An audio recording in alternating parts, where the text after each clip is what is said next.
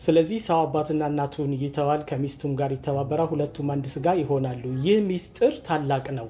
እኔ ግን ይህን ስለ ክርስቶስና ስለ ቤተ ክርስቲያን እላለሁ ይላል። ማይክ የከፈታችሁ ዝጉ።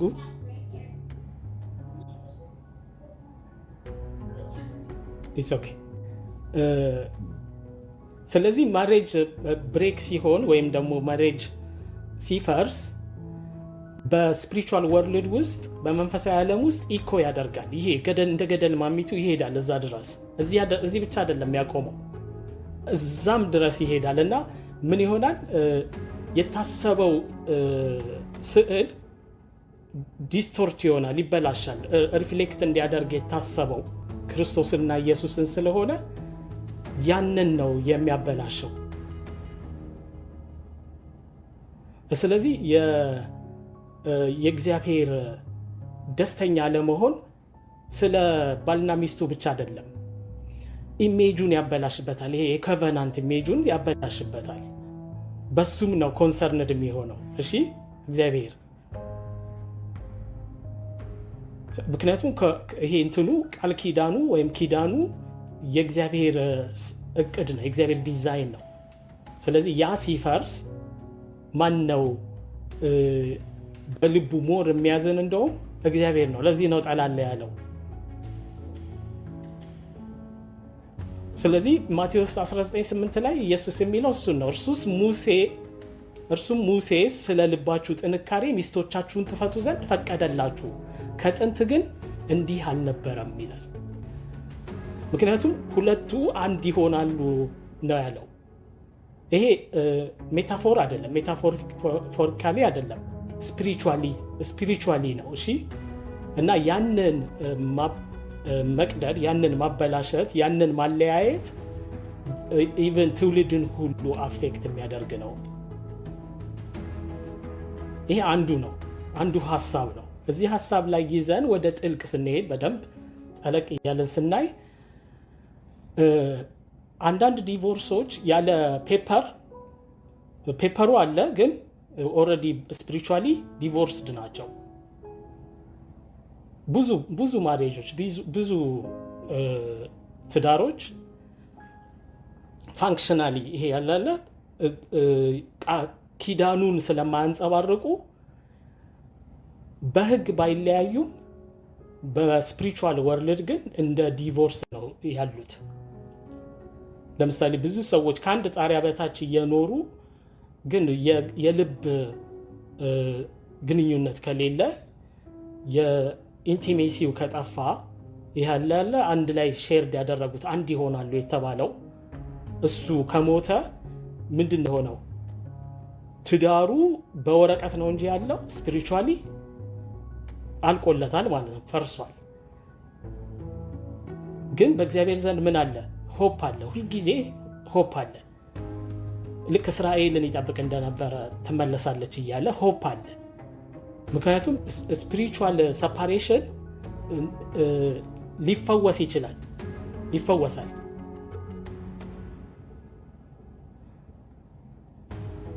ሁለቱንም ያለ ህጋዊ መፋታት አብረው ስፒሪቹዋሊ ሰፓሬት ሆነው ያሉ ሰዎችንም ያያል እግዚአብሔር።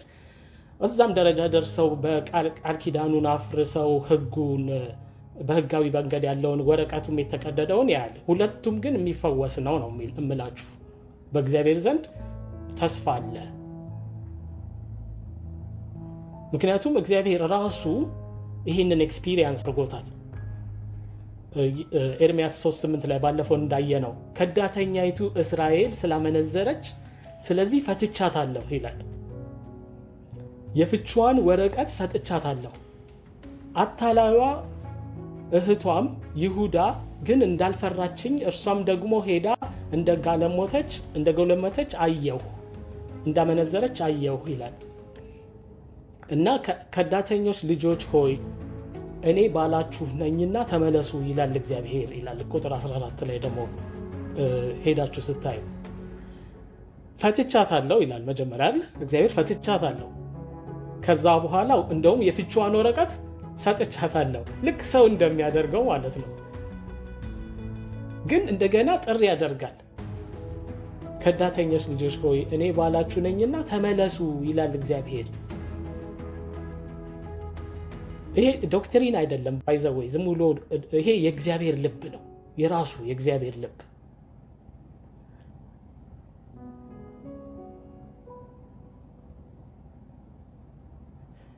አንድ ኮቨናንት አንድ ኪዳን ሲፈርስ ሁልጊዜ ማዳን ይፈልጋል። ያንን የእግዚአብሔር ዲዛይር የእግዚአብሔር ፍላጎት ምንድን ነው? ኦልዌይስ ሁልጊዜ መልሶ ወደ ነበረበት ቦታ ማምጣት ነው፣ ማዳን ነው። ስለዚህ የፈለገ ያህል እንክትክቱ ቢወጣ ትዳራችን ጋብቻችን፣ የእግዚአብሔር ሀሳብ ግን ሁልጊዜ ፍርድ አይደለም፣ ሪስቶሬሽን ነው፣ መመለስ ነው። እሺ ይሄንን የእግዚአብሔር ልብ ብላችሁ ያዙት። በቃ ይሄ የእግዚአብሔር ልብ ነው። ይሄም እኛ ውስጥ እንዲቀመጥ ያስፈልጋል። ሁልጊዜ መንገድ እንድንከፍት ለሪስቶሬሽን ዋናው ሀሳባችን ፍርድ ሳይሆን መመለስ። ለምን እንደሆነ ይገባቸዋል እየሄድኩ ስመጣ። እሺ ይሄ ሶስተኛው ሀሳብ ነው አሁን ያልኩት። አራተኛው ሀሳብ ደግሞ ጋብቻን በተለየ መነጽራችንን እንቀይር። እሺ እዚህ ያለ ኮንትራት አይደለም፣ እንደውም ቴስቲንግ ግራውንድ ነው ለኢተርኒቲ፣ ለኢተርናል አይደንቲቲያችን ቴስቲንግ ግራውንድ ነው። በጣም የሚገርማችሁ ጋብቻ ማለት ዋን ኦፍ ዘ ሞስት ኢንቴንስ ስፒሪቹዋል ኢንቫይሮንመንት ያለበት እንትን ነው፣ ተቋም ነው እና ቤት ውስጥ ትልቅ ጦርነት አለ። እንዲሁ አይደለም። እሺ ለምን መሰላችሁ? የኛ ሪሌሽንሺፕ ከሆነ ትክክለኛ መንገድን ከያዘ በመንፈሳዊ ዓለም ውስጥ ያ ነው የሚንጸባረቀው እዛም። ስለዚህ የትዳር የጋብቻ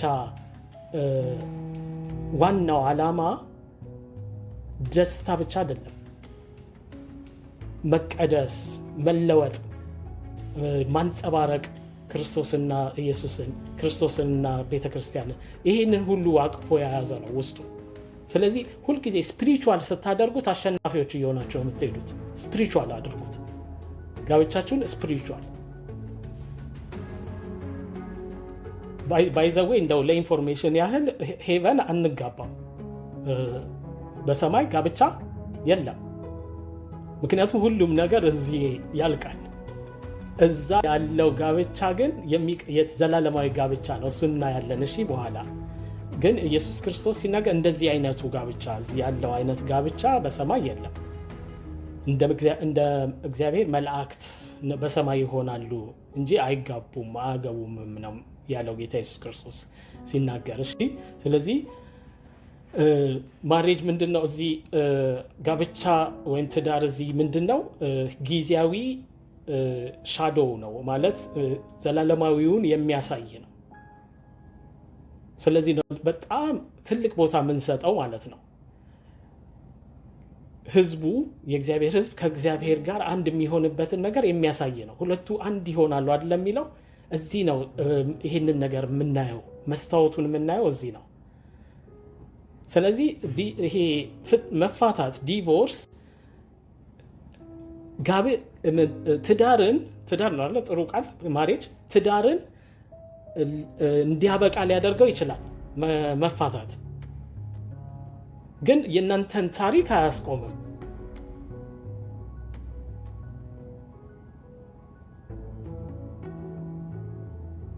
ምክንያቱም የእግዚአብሔር ሀሳብ ከዚህ ያለፈ ነው። እዚህ ካለን ህይወት ያለፈ ነው ሀሳቡ፣ ዘላለማዊ ነው። ወደዛ ነው እየሄድን የምንሄደው። እሺ ስለዚህ ኢቨን ስለ ጋብቻ ስናስብ እንደ ፕሮፌቲክ ድራማ አይነት ነገር በፊት ገና ፍጥረት ሳይፈጠር የተጻፈ አይነት ነገር ነው። በአዳምና በሔዋን ብቻ የተጀመረ አይደለም። ከአዳምና ከሔዋን በፊት እኛ የምናውቀው መጀመሪያ ጋብቻ የጀመሩት ማን ናቸው? አዳምና ሔዋን ናቸው አይደል? ግን መጽሐፍ ቅዱስ የሚናገረው ከአዳምና ከሔዋን በፊት የጋብቻ ሀሳብ ነበረ። ጋብቻ ኤግዚስት ያደርግ ነበር በእግዚአብሔር ማይንድ ውስጥ፣ በእግዚአብሔር አይምሮ ውስጥ ነበረ።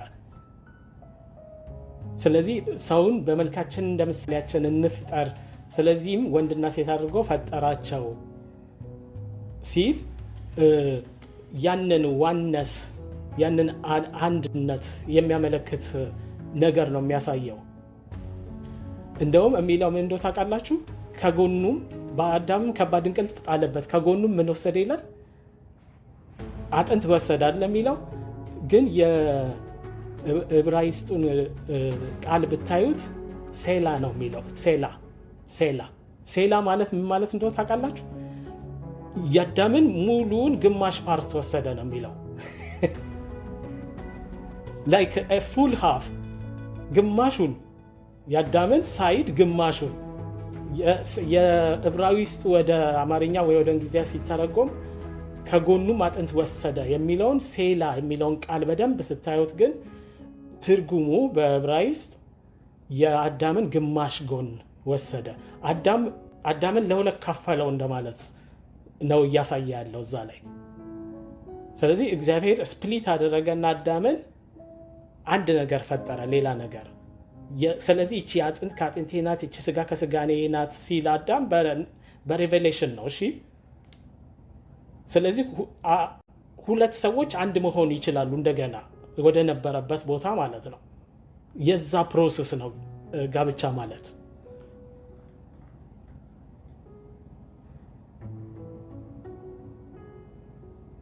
ስለዚህ ሁልጊዜ መፋታትን ስናሳይ፣ መፋታትን በምድር ላይ ሲታይ በሰማይ ምንድነው እያሳየ ያለው? የሰውና የእግዚአብሔርን ስዕል ነው የሚያሳየው፣ መለያየት ነው የሚያሳየው።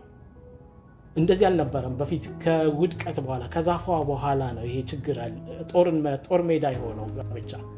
ከዛ በፊት አንድ ሆነው ከእግዚአብሔር ጋር አንድ ስለሆኑ ይኖሩ ነበረ። እሺ፣ የመርገሙ ውጤት ነው። የት እንደተጀመረ ታውቃላችሁ? እንደውም ልክ እዛው እንደበሉ መጀመሪያ አዳም ሲጠየቅ ምንድን ነው ያለው? ይቺ የሰጠኸኝ ሴት አሳተችኝና በላው። ኢሚዲየትሊ ነው ብሌም መደራረግ የተጀመረው። እዛው ጥል ተጀመረ ኤደን ገነት ውስጥ። ከዛን ጊዜ ጀምሮ ይሄ ፕሪንሲፕል አለ በትዳር ውስጥ ጋብቻ ውስጥ። ስለዚህ እግዚአብሔር ሁልጊዜ ማየት ያለባቸው እግዚአብሔር መፋታትን ይጠላል። ለምንድን ነው የሚጠላው? አለው ፐርስፔክቲቭ አለው። ያንን ነው ልናይ እየሞከርን ያለ ነው። ስለዚህ ከኢሞሽን ሌላ ከምትጎዱበት ነገር ሌላ ስፒሪቹዋል ኮንሲኩዌንስ አለው እያልን ነው። አንድ የሆነውን ነገር ሁለት እያደረግን ነው፣ እያለያየ ነው። ምክንያቱም ከጋለሞታ ጋር የሚተባበር አንድ ስጋ እንዲሆን አታውቁምን? እዚህ ጋር ሚስጥር እየገለጸ ነው ጳውሎስ። ሁለቱ አንድ ስጋ ይሆናሉ ተብሏልና አንድ ስጋ ሆኖ ሳለ ሁለት ካደረግነው እኛ ከለያየ ነው ይሄ እግዚአብሔር አንድ ይሁን ያለውን ከቨናንት እያፈረስን ነው ማለት ነው።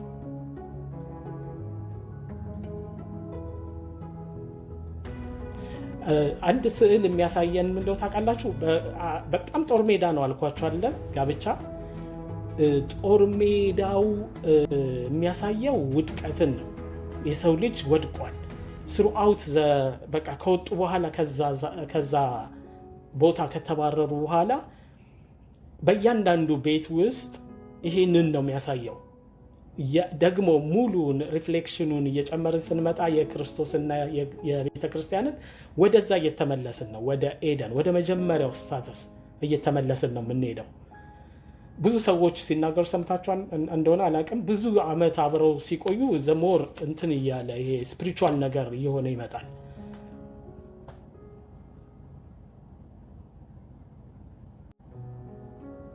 ስለዚህ ልክ አንድ ከበድ አድርጌ የምነግራችሁ ሰዎች አንድ የነበሩ በኪዳኔ አንድ ሆነናል ያሉ ሰዎች ልክ ሲለያዩ ሰማይ ራሱ ጸጥ ነው የሚለው። ለምን? ከዚህ ያልፋል አላማው። ገብቷቸዋል? መንፈሳዊ ትርጉሙ ከዚህ ያልፋል። የማናየው ፓርቲ ይበልጣል ከምናየው ይልቅ።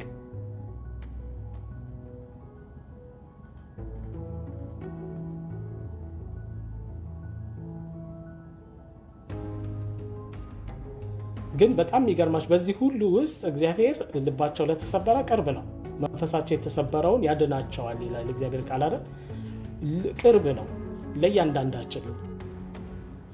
ስለዚህ እግዚአብሔር ውጪ ሆኖ አይደለም ስሩት እያለን ያለው አብሮን ሆኖ ነው። እንዳልኳቸው ቅድም ከኛ ይልቅ እንደውም እሱ ያዝናል። እኛ ኢሞሽናሊ ልናዘን እንችላለን። ስፒሪቹዋል ዓለም ውስጥ ግን የሚሆነውን ነገር ቀጥሎ እያየን የምንመጣው ነገር እሱ ሜክ ሴንስ ያደርጋል። አሁን እየነገርኳችሁ ሲሄድ እሺ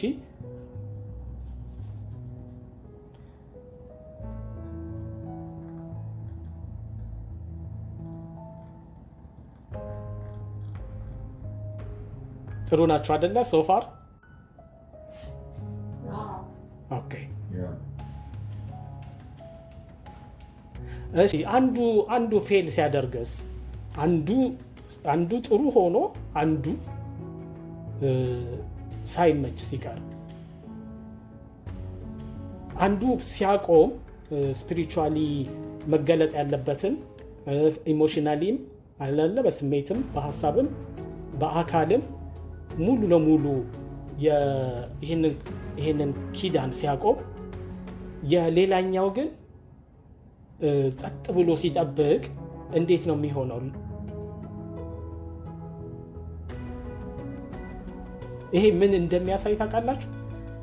ቤተክርስቲያንን ሕይወት ክርስቶስ እንዴት እንደሚጠብቃት እስከ መቼ ድረስ ነው የሚጠብቃት? እንደዚህ የፊት መጨማደድ እንዲህ ያለ ነገር የማይሆንባት ቅዱስ አድርጎ ሸላልሞ ጻድቅ አድርጎ ሊያወጣት እስከሚችልበት ሰዓት ድረስ ነው እየጠበቃት ያለው። ክርስቶስን ነው የሚያሳየው ይሄ ራሱ።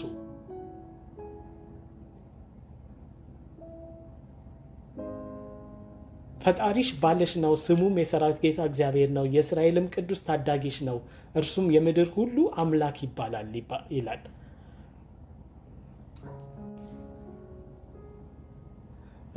ሌላውን እኛ የምናሰምረውን ምናምን ተምረናል። ለዛ ነው ወደዛ ማልገባው። ግን አንዱ እንደ ቤተክርስቲያን አንዱ እንደ ክርስቶስ የሚሆንበት ቤትም አለ።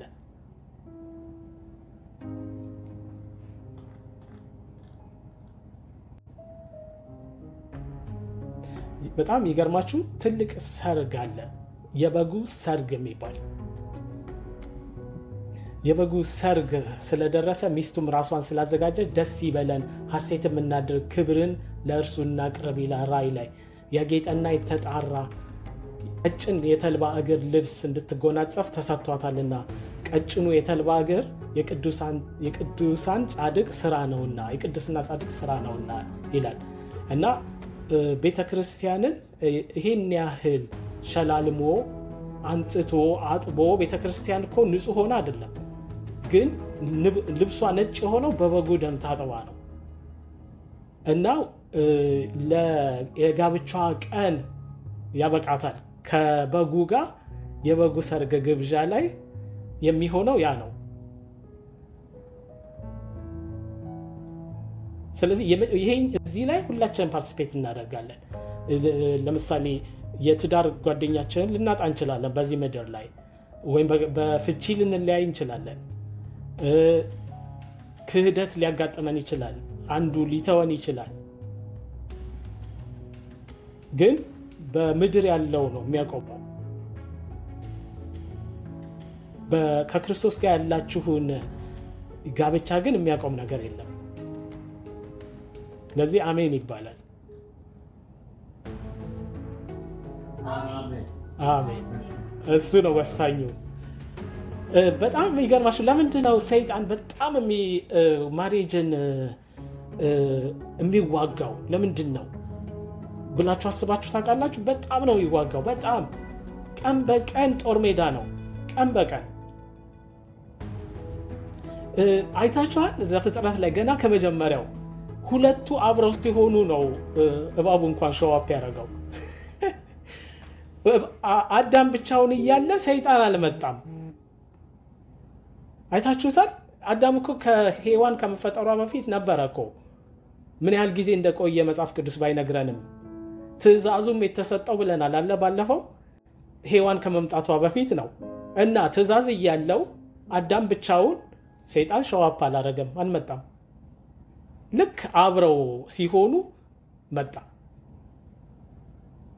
አንድ ነገር አታዩም? እዚህ ይሄ ከእኛ ከምናየው ኢሜጅ በላይ ነው። እኛ እዚህ ምድር ላይ ብቻ ከሰፋነው ነገር በላይ ነው። የዚህ ምድር አይደለም፣ ስፒሪቹዋል ነው። በጣም ፓወርፉል። አይናችንን ቢከፍት እግዚአብሔር ይክፈትልን። ከዚህ ያልፋል። የእግዚአብሔርን ስዕል ነው የሚያሳየው። የእግዚአብሔርን አንድነት ነው የሚያሳየው።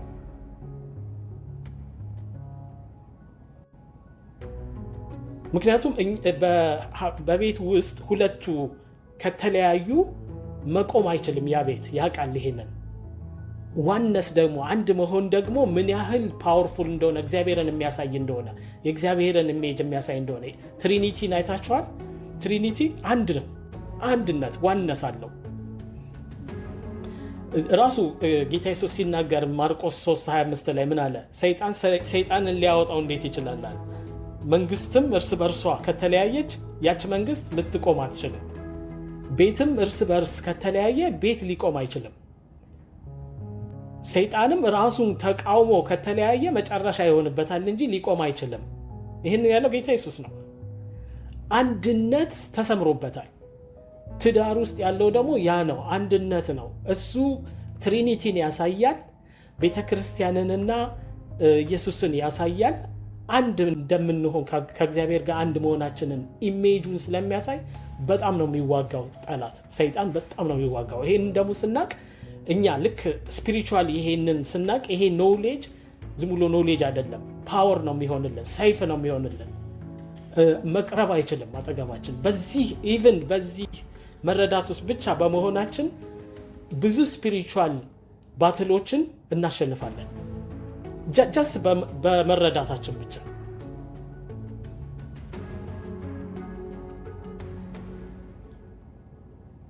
ስለዚህ ይሄኛው ጋብቻ ኮንትራት ብቻ አይደለም ያለው፣ ኢቭን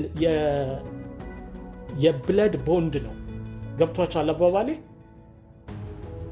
ይሄኛው ኮንትራት፣ እዚህ ያለው ኮንትራት ኦኬ፣ ቀለበት እናደርጋለን፣ ከዛ በኋላ አልተስማማንም፣ አልተመቸንም፣ መለያየት እንችላለን፣ እንሂድ እንባባላለን። ኦኬ። የክርስቶስና የኢየሱስ ግን መለያየት የማይችል ነው። ምክንያቱም በደም ነው ቃል ኪዳኑ። ማንኛውም ቃል ኪዳን ላይ ሳክሪፋይስ አለ። ማንኛውም ኪዳን ላይ ሳክሪፋይስ አለ። ያንን ሳክሪፋይስ ክርስቶስ እንደከፈለ ለቤተ ክርስቲያን እኛም ለቤት ቃል ለገባ ነው ለዛ ሰው ብቻ ሳይሆን ስዕሉ እንዳይበላሽ የእግዚአብሔር አንድነት እሱን የምናሳይበት ባይገባንም ብዙ ዲፕ የሆኑ ነገሮች ስላሉ ለዛ ነው የምንሄደው። በእንትን ደረጃ ከዚህ በላይ መሄድ ዲፕሊ መሄድ ስላልቻለን እንጂ ሌሎች ብዙ ነገሮችን መጥቀስ እንችላለን። ግን በፋውንዴሽን ክላስ ላይ ከዚህ በላይ ዲፕ መሄድ ብዙ እንትን አይልም። ግን እናንተን ሳያችሁ ጥሩ እንትን አላችሁ፣ መረዳት ስላላችሁ ቀስ እያለን ወደ ዲፕ እየሄድን ነው። እሺ፣ አሜን። ግን አንድ ነገር ተስፋ የሚሰጠ ምን መሰላችሁ? ጋብቻ ሊሞት ይችላል፣ ጋብቻ ሊጠፋ ይችላል፣ ሊፈርስ ይችላል አይደል? ግን ጥሪያችን ግን አይፈርስም። ጥሪያችን ከክርስቶስ ጋር ያለን ጥሪ ቃል ኪዳናችን ሊፈርስ አይችልም። በብለድ ነው፣ በደም ነው።